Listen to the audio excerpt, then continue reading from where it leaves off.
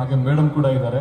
And I request Divya madam and Aparna madam ಇಬ್ಬರಿಗೂ ಏನಂತ ಹೇಳಿದ್ರೆ we are having lot of doubts and that ಅವರ ಜೊತೆಗೆ ನಾನು ಈಗ ಮಾತಾಡ್ಕೊಂಡು ಬಂದೆ. And I wanted to have a clarity on behalf of them. So ಒಂದು ಕೆಲವೊಂದಷ್ಟು ಡೌಟ್ಸ್ ಇದೆ. And first thing is that madam, ಈಗ ನೀವು ಹೇಳಿದ್ರಿ ಬ್ಲೀಡಿಂಗ್ ಆಯಿತು ಏನಾರ ಆಯಿತು ಅಂತ ಹೇಳಿದ್ರೆ we have to undergo some test. So I wanted to know what are the test that a common people have to undergo through that test. Ma'am please. ನೋಡಿ, cancer ಏನಂದ್ರೆ ಅದು ಒಂದು ಕಾಯಿಲೆ ಅಲ್ಲ, ಸುಮಾರು 500 ಡಿಫ್ರೆಂಟ್ ಕಾಯಿಲೆಗಳನ್ನು ನಾವು ಕ್ಯಾನ್ಸರ್ ಅಂತ ಒಂದು ಅಂಬ್ರೆಲಾ ಕೆಳಗಡೆ ನಾವು ನೋಡ್ತೀವಿ. ಈಗ ಏನಂದರೆ ಗಂಟ್ಲಿನ ಕ್ಯಾನ್ಸರ್ ಇರ್ಬೋದು, ಬಾಡಿನ ಕ್ಯಾನ್ಸರ್, ನಾಲಿಗೆ ಕ್ಯಾನ್ಸರು, ಲಂಗ್ ಕ್ಯಾನ್ಸರು, ಅವ್ರ ಯೂಟ್ರೈನ್ ಕ್ಯಾನ್ಸರು. ಸೊ ಬೇರೆ ಬೇರೆ ಕ್ಯಾನ್ಸರ್ಗಳಿರುತ್ತೆ. ಯಾವ ಆರ್ಗನ್ನಿಂದ ಕ್ಯಾನ್ಸರ್ ಉಂಟಾಯಿತು ಅದರದ್ದು ಸಿಂಪ್ಟಮ್ಸ್ ಬರುತ್ತೆ ಅವ್ರಿಗೆ. ಸಪೋಸ್ ಅವ್ರಿಗೆ ಕಫದಲ್ಲಿ ಬ್ಲಡ್ ಬಂತು, lung cancer. Okay, so lung ಕ್ಯಾನ್ಸರ್ಗೆ ನಾವೇನು ಮಾಡ್ತೀವಿ, CT ಸ್ಕ್ಯಾನ್ ಮಾಡ್ತೀವಿ, ಅಥವಾ ಅವ್ರಿಗೆ ಕೆಲವೊಮ್ಮೆ ಎಂಡೋಸ್ಕೋಪಿ ಮಾಡ್ತೀವಿ, ಆರ್ ಅಲ್ಟ್ರಾಸೌಂಡ್ ಸ್ಕ್ಯಾನ್ ಮಾಡ್ತೀವಿ. So multiple. ಮತ್ತೇನಂದರೆ ಕ್ಯಾನ್ಸರ್ಗೆ ಯೂಶ್ವಲಿ ಒಂದು ಟೆಸ್ಟಲ್ಲಿ ಅದು ಪತ್ತೆ ಆಗಲ್ಲ. ಫಸ್ಟ್ CT ಸ್ಕ್ಯಾನಲ್ಲಿ ಓಕೆ ಲಂಗಲ್ಲಿ ಟ್ಯೂಮರ್ ಇದೆ ಅಂತ ಗೊತ್ತಾಗುತ್ತೆ. ಆದರೆ ನಾವು ಬಯಾಪ್ಸಿ ಮಾಡ್ತೀವಿ, ಬಯಾಪ್ಸಿಯಲ್ಲಿ ಕನ್ಫರ್ಮ್ ಆಗುತ್ತೆ. ಸೊ ಒಂದು ಅಂದಾಜು ನಿಮಗೆ ರಫ್ಲಿ ಹೇಳಬೇಕಂದ್ರೆ ಸ್ಟಾರ್ಟಿಂಗ್ ಅವರು ನನ್ನ ಹತ್ರ ಬರ್ತಾರೆ, ನಾನು ಪೇಷಂಟ್ನ ಹೋಗಿ ಎಕ್ಸಾಮಿನ್ ಮಾಡಿ ಬ್ಲಡ್ ಟೆಸ್ಟು, ಸ್ಕ್ಯಾನು, ಬಯಾಪ್ಸಿ ಎಲ್ಲ ಹೇಳಿಬಿಟ್ಟು ಇದು ಕ್ಯಾನ್ಸರೇ ಅಂತ ಕನ್ಫರ್ಮೇಷನು. ಮತ್ತು ನಾವು ಕ್ಯಾನ್ಸರಲ್ಲಿ ಯಾವ ಸ್ಟೇಜ್ ಅಂತ ನೋಡ್ತೀವಿ, ಯಾವ ಸ್ಟೇಜಲ್ಲಿದೆ, ಇದು ಅರ್ಲಿ ಸ್ಟೇಜ್, ಲೇಟ್ ಸ್ಟೇಜ್ ಅಂತ. ಸೊ ಸ್ಟೇಜಿಂಗು ಇದಿಷ್ಟು ಕಂಪ್ಲೀಟ್ ಆಗೋಕ್ಕೆ ಅವ್ರಿಗೆ ಒಂದು ಮಿನಿಮಮ್ 30,000 ರಿಂದ 40,000 ಮಿನಿಮಮ್ ಖರ್ಚಾಗುತ್ತೆ. One sala, in case if a patient admissions to, please audience, it is a very important information everybody should know in case if you are interested. ಯಾಕಂತ ಹೇಳಿದ್ರೆ ಈಗ ನನಗೆ ಕ್ಯಾನ್ಸರ್ ಇದೆ ಅಂತ ಹೇಳಿ ನಾನು ಹೋಗ್ತೀವಿ, ಈಗ ನಾವು ಹಾಸ್ಪಿಟ್ಲಿಗೆ ಹೋದಾಗ how much cost will incur, ನಿಮಗೆ ಟೈಮ್ ಕೂಡ ತಗೊಳುತ್ತೆ, ಕಾಸ್ಟ್ ಕೂಡ ಇನ್ಕರ್ ಆಗುತ್ತೆ. ಎಷ್ಟು ಅಂತಂದು ಜಸ್ಟ್ ಇವಾಗ ಒಂದು ಮಾಹಿತಿಗಾಗಿ, ಯಾಕೆಂತಂದ್ರೆ every one should be prepared. ಒಂದು 40,000 ರಿಂದ 50,000 approximate the cost may incur. And my next question is to Divya ma'am. Ma'am, in case if ಈ ಕಾಸ್ಟ್ ಇನ್ಕರ್ ಆಗುತ್ತೆ ಅಂತ ಹೇಳಿದ್ರು, 40,000 ಇನ್ಕರ್ ಆಗುತ್ತೆ ಅಂತ ಮ್ಯಾಮ್ ಹೇಳಿದ್ರು. ಈಗ ನಮಗೆ ಈ ಒಂದು ಕಾಸ್ಟ್ ಅನ್ನ ನಮಗೆ ರಿಕವರ್ ಮಾಡ್ಲಿಕ್ಕೆ ಅಥವಾ ಈ ಒಂದು ಕಾಸ್ಟ್ ನ ಬೇರ್ ಮಾಡ್ಲಿಕ್ಕೆ do we have any solutions with cancer care product? ಏನಾರ ಸೊಲ್ಯೂಷನ್ ಇದೆಯಾ ನಮಗೆ? Yes. So in cancer care we have something called as preventive care. So ಅದಕ್ಕೆ ಅಂತ we give 30% discount on cancer screening. That's why I asked ma'am, cancer screening ಎಷ್ಟು cost ಆಗುತ್ತೆ? She said around 5,000, 6,000 rupees. And normally cancer screening ನಾವು ಮಾಡೋದಿಲ್ಲ, correct ಅಲ್ಲ? We go to normal health checkup, we never go to cancer screening. Why extra?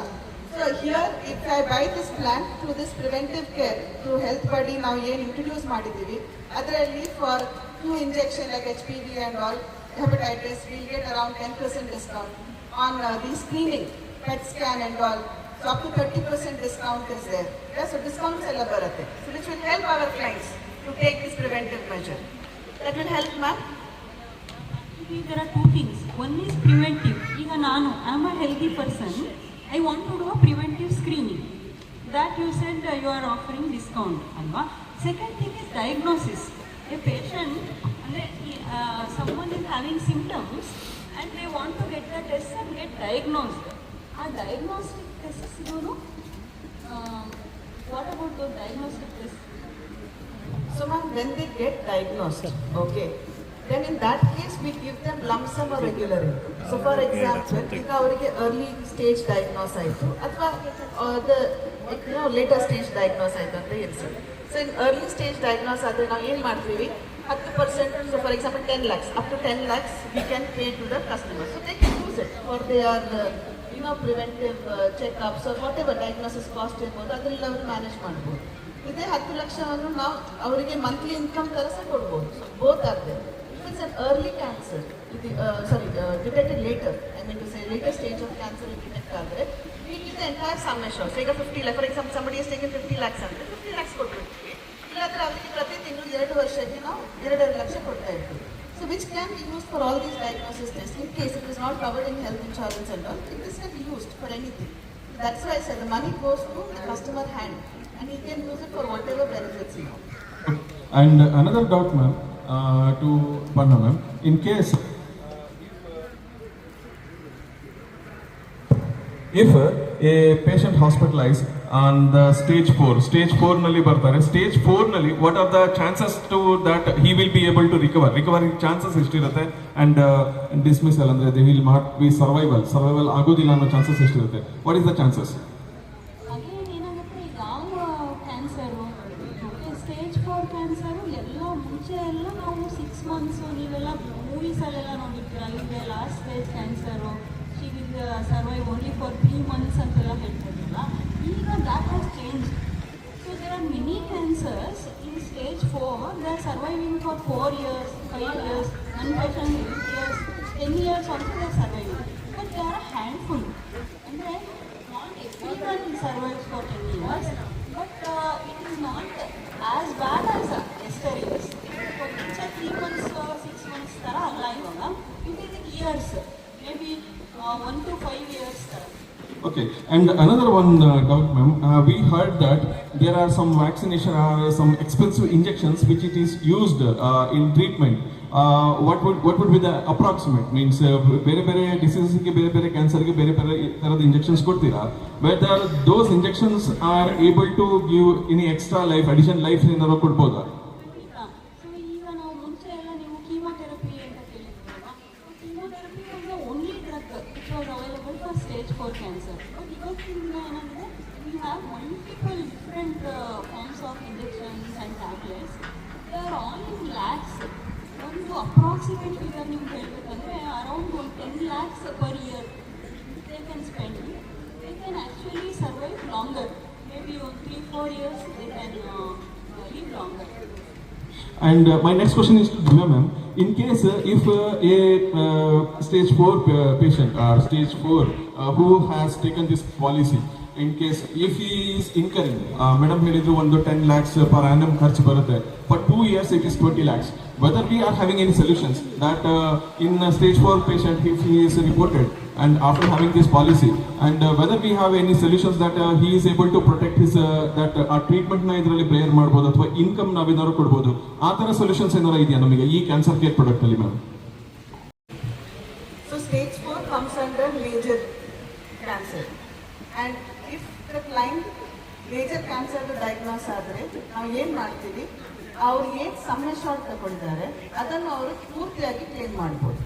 So ನಾನು ಮುಂಚೆ ಸಹ ಹೇಳಿದಾಗೆ ಅದನ್ನು ಅವರು ಕಂಪ್ಲೀಟ್ ಕ್ಲೇಮ್ ಬೇಕಿದ್ರೆ ಲಂಸಮಲ್ಲಿ ತಗೊಳ್ಬೋದು, ಇಲ್ಲಾದರೆ ಅದನ್ನೇ ಅವರು 2 ವರ್ಷಕ್ಕೆ ಮಂತ್ಲಿ ಇನ್ಕಮ್ ಥರ ತಗೊಳ್ಬೋದು.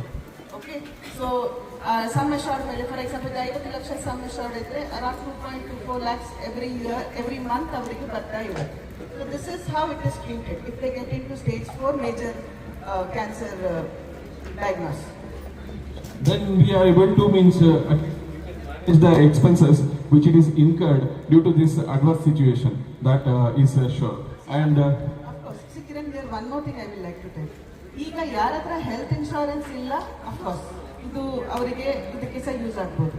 ಯಾರ ಹತ್ರ ಹೆಲ್ತ್ ಇನ್ಶೂರೆನ್ಸ್ ಇದೆ, portion of this is also covered in health insurance. Okay, so ಈ ಎಕ್ಸ್ಟ್ರಾ ಇನ್ಕಮ್ ಏನು ಬರ್ತಾ ಇದೆ, that will replace their income which is stop. ಈಗ ಕಂಪ್ನಿಯಿಂದ ನಮಗೆ ಎಷ್ಟು ತಿಂಗಳು ಸಿಕ್ ಲೀವ್ ಸಿಗ್ಬೋದು, ಪೇಡ್ ಲೀವ್ ಎಷ್ಟು ಸಿಗ್ಬೋದು? Any employees here? 15 days per year. 15 days per year is a paid leave. ಅಲ್ಲಿ ಇಲ್ಲಿ ಸೇರಿ ಒಂದು ತಿಂಗಳು one month correct Prateek, 1 month we may have paid leaves. But do you think we'll recover in 1 month, ma'am? Yeah, it takes at least 2 years for a proper recovery. Anything between 6 months to 2 years. Correct, no? After that it is unpaid leave. ಏನ್ ಮಾಡ್ತೀರಾ? From where will people get their income? What will happen? They want to break their savings. Correct, no Kiran? ಎಲ್ಲ savings ಅನ್ನು break ಮಾಡಬೇಕು. ಆ savings ಅವರು ಯಾಕೆ ಮಾಡಿದ್ದಾರೆ ಹೇಳಿ? ಮಕ್ಕಳ ಎಜುಕೇಷನ್ಗೆ, ಅವರ ರಿಟೈರ್ಮೆಂಟ್ಗೆ, ಅವರ ಮನೆಗೋಸ್ಕರ, ಮನೆದು ಲೋನ್ ಕಟ್ಟಬೇಕು, ಕಾರ್ದು ಲೋನ್ ಕಟ್ಟಬೇಕು. ಕರೆಕ್ಟ್ ಅಲ್ಲ? ಈಗ ಇಂಥದ್ದು ಸೇವಿಂಗ್ಸ್ ತೆಗೆದು ಅವರು ಎಲ್ಲ ಈ ಕ್ಯಾನ್ಸರ್ ಟ್ರೀಟ್ಮೆಂಟ್ಗೆ ಹಾಕಿದ್ರೆ ಅವರ ಫ್ಯಾಮಿಲಿಗೋಸ್ಕರ ಏನಾದರೂ ಇದೆಯಾ? ಇಲ್ಲ. So this is it can be used in both the ways. 2 ರೀತಿಯಲ್ಲಿ ಸಹ ಇದು ವರ್ಕ್ ಆಗುತ್ತೆ. ಸೊ ಇದು ನನ್ನ ಟ್ರೀಟ್ಮೆಂಟ್ಗೆ ಸಹ ಯೂಸ್ ಮಾಡ್ಬೋದು, ಅಥವಾ ಇದು ನನ್ನ ಫ್ಯಾಮಿಲಿಗೋಸ್ಕರ, ನನಗೋಸ್ಕರ, ನನ್ನ ಇನ್ಕಮ್ಗೋಸ್ಕರ ಸಹ ನಾನು ಅದನ್ನು ಯೂಸ್ ಮಾಡ್ಬೋದು. So I hope it makes more sense for us to have this plan. Yes ma'am. And most of the people are having ಡೌಟ್ಗಳನ್ನ ನಾನು ಆದಷ್ಟು ನಾನು ಅರ್ಥ ಮಾಡ್ಕೊಂಡು ಅವ್ರ ಪರವಾಗಿ ನಾನು ಕೇಳ್ತಾ ಇದ್ದೀನಿ. ಹಾಗೇನೆ ಇನ್ನೊಂದು ಡೌಟ್ ಇದೆ. ಇನ್ ಕೇಸ್ ಇಫ್ ಮೇಡಮ್ ನಿಮಗೆ ನಾನೀಗ ಯೋಚನೆ ಮಾಡಿದ್ದೀನಿ, I am A healthy person and I have your cancer product ನಾನು ತಗೊಳ್ತೀನಿ. ಅಂಡ್ ಟುಮಾರೋ ನನಗೆ ಒಂದು after 1 year, I don't know when the circumstances rises, after 1 year, if I come across that stage one where I diagnosed, what are the benefits that I am able to get from this product, madam? That's what, stage 1 I said, no, 25% of the sum assured. Okay, That so means if a customer having a sum assured of 50 lakh rupees, then he is able to get 10 lakhs. 10 lakhs. 10 lakh will be given. 10 lakhs. It can be given either in lump sum or it will be given in monthly income, whatever the customer chooses for. Okay. And ma'am, my next question is to ma'am, that in case ಈಗ stage 1 ಬಂದಿದೆ, stage 1 ಬಂದಾಗ means you have seen, ನಮ್ಗಂತೂ ಗೊತ್ತಿಲ್ಲ, but ನೀವು ತುಂಬಾ ಕೇಸಸ್ನ ನೋಡಿರ್ತೀರಾ. Stage 1 ಅಲ್ಲಿ cure ಆಗೋ chances ಎಷ್ಟಿದೆ, or how many chances are there it will take you drag you to the stage 2, stage 3? What are the chances? So generally ನಾವು ಕ್ಯಾನ್ಸರ್ಸ್ನ early stage and advance stage ಅಂತ ಹೇಳ್ತೀವಿ. Stage 1 and 2 are early stages and stage 3 and 4 are advance stages. So ಈ stage 1 and 2 early ಸ್ಟೇಜಲ್ಲಿ diagnose ಆದರೆ the chances of cure are to the tune of 75%. 75% of the times, especially ನೀವು stage 1 ಅಂತ ಕೇಳಿದ್ರಿ, stage 1 ಅಲ್ಲಿ there are 90% chance that you will get cured, you will go back to your previous life, you will learn. And actually I have so many doctors who are my patients and they are having a roaring practice after getting treated, and some are even in stage 4 but they are doing very well, they are practicing well, anta normal life lead ಮಾಡ್ತಾ ಇದ್ದಾರೆ with stage 4 on treatment. So I think the stage 1 the chances of cure and going back to a productive life is very high, to the tune of 90%. Okay. And another one question madam, my doubt is that ಈಗ ನೀವು ಬಹಳ ಜನ ನೋಡಿರ್ತೀರಾ, ಈಗ ಅವರು stage 1 ಅಲ್ಲಿ identify ಮಾಡ್ಕೊಳ್ಳುವಂಥವ್ರು ಬಹಳಷ್ಟು ಜನ ಏನ್ ಮಾಡ್ತಾರೆ, ತೋರಿಸ್ಕೊಂಡಿರ್ಬೋದು ಅಥವಾ ಸುಮ್ಮನೆ ಸಿಂಟಮ್ಯಾಟಿಕ್ ಡೌಟ್ ಅಲ್ಲಿ ಬಂದಿರ್ಬೋದು. ನೀವು ಹೇಳಿದ್ರೆ you express that most of the doctors, because ಡಾಕ್ಟರ್ಸ್ಗೆ ನಾಲೆಡ್ಜ್ ಇರುತ್ತೆ, ಬರ್ತಾರೆ, ತೋರಿಸ್ಕೊಳ್ತಾರೆ. But I want to speak about the common people where you have sing the scenario, lot of people have not gone for the test or they have not diagnosed or ಅಥವಾ ಅವರಿಗೆ identify ಮಾಡೋಕ್ಕಾಗಲ್ಲ. What would be the reason? There are multiple reasons. Actually, it is so unfortunate Yes. that in India, now we early stage ಹೇಳಿದ್ವಲ್ಲ, stage 1 is ಒಂದು 10% of my patients. ಅಂದರೆ 10 patient ನಾನು ನೋಡಿದ್ರೆ stage 1 ಅಲ್ಲಿ 1 patient ನಾನು ನೋಡ್ತೀನಿ ಅಷ್ಟೇ. ಅಷ್ಟು early diagnosis is rare in India. Second thing is most of the ನಂದು 75% of patients are in stage 3 or stage 4. ಯಾಕೆ ಅಂದರೆ ನಮ್ಮ ಸೊಸೈಟಿಯಲ್ಲಿರ್ಬೋದು ಆರ್ ಇನ್ ಅವರ್ ಕಲ್ಚರ್, ನಾವು ನಾರ್ಮಲ್ ಆಗಿ ಇದ್ದಾಗ ಹಾಸ್ಪಿಟ್ಲಿಗೆ ಹೋಗಿ ತೋರಿಸ್ಕೊಳ್ಳೋ ಅಂತ ನಮ್ಮ ಸಂಸ್ಕೃತಿನೇ ಇಲ್ಲ. ಅಂದರೆ we don't go to hospital just like that, we go only when there is problem. And the problem with cancer is that it will not give symptoms. So ಈ ಹಾಸ್ಪಿಟ್ಲಿಗೆ ಸ್ಕ್ರೀನಿಂಗ್ಗೆ ಅಂತ ಬರೋದೇ ಅಪರೂಪ. ಅಂತ ಬಂದವ್ರನ್ನ ಜನ ಏನು ಅಂತಾರೆ, ಫ್ಯಾಮಿಲಿಗೆಲ್ಲ ನಗಾಡ್ತಾರೆ. ಅವರು ನೋಡಿ ಹೋಗಿ ಸುಮ್ಮನೆ ವರ್ಷಕ್ಕೊಂದ್ಸತಿ ಹೋಗಿ ಗಂಡ ಹೆಂಡತಿ ಇಬ್ಬರಿಗೂ ಹೋಗಿ ಹೋಗಿ ಟೆಸ್ಟ್ ಮಾಡ್ಕೊಂಡು ಬರ್ತಾರೆ, ಏನಿಲ್ಲ ನಾರ್ಮಲ್ ಬರ್ತಾ ಇದ್ದಾರೆ, but still they are going to hospital ಅಂತ. So I think that our mentality is like that. ಅಂದರೆ ನಾವು we are not keeping pace with the changing circumstances. ಏನಂತ ಹೇಳಿದ್ರೆ ನಮ್ಮ full western, our mentality is all western. We want to eat sandwiches, we want to eat pizzas, and we want to ಈಗ ನಮ್ಮ ಹೊರಗೆಲ್ಲ ನೀವು ಹೋಗ್ಬಿಟ್ರೆ, you go to community festivals and celebrations, ತುಂಬ ತಿಂತೀವಿ ನಾವು. and the street food, it is so cheap in India and we eat so much. ನಮ್ದೆಲ್ಲ western parts, but ನಮಗೆ when it comes to health we haven't get westernized our self. ನಮ್ಗೆ ಹಳೆ ಯೋಚನೆಗಳೇ ಇವೆ. ಮತ್ತು ಕೆಲವು ಪೇಷಂಟ್ಸ್ ಹೇಳ್ತಾರೆ ಸ್ಟೇಜ್ 4 ಕ್ಯಾನ್ಸರ್ ಅಂತ ಪತ್ತೆ ಆದಾಗ, ಮೇಡಮ್ ಇವರು ಹಾಸ್ಪಿಟ್ಲು ಮೆಟ್ಲು ಹತ್ತಿದವರೇ ಅಲ್ಲ ಮೇಡಮ್, ಇವರಿಗೆ ಕ್ಯಾನ್ಸರ್ ಸ್ಟೇಜ್ 4 ಅಂದರೆ ನಮ್ಗೆ ನಂಬಕ್ಕೆ ಆಗ್ತಾ ಇಲ್ಲ ಅಂತ. ನನಗನ್ಸುತ್ತೆ ಇವರು ಹಾಸ್ಪಿಟ್ಲ್ ಮೆಟ್ಲು ಹತ್ತಿದ್ದಿದ್ರೆ ಬೇರೆ ಏನಾದರೂ ಕಾರಣಕ್ಕೆ ಮೇ ಬಿ ಅರ್ಲಿ ಸ್ಟೇಜಲ್ಲಿ ಪತ್ತೆ ಆಗ್ತಿತ್ತು ಏನೋ, they came very late. So I think ನಮಗೆ we should pull up our socks and started cancer screening, especially at least 85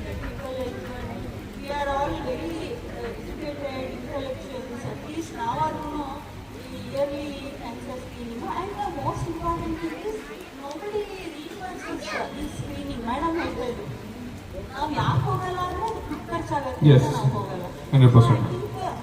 I like many things about this product.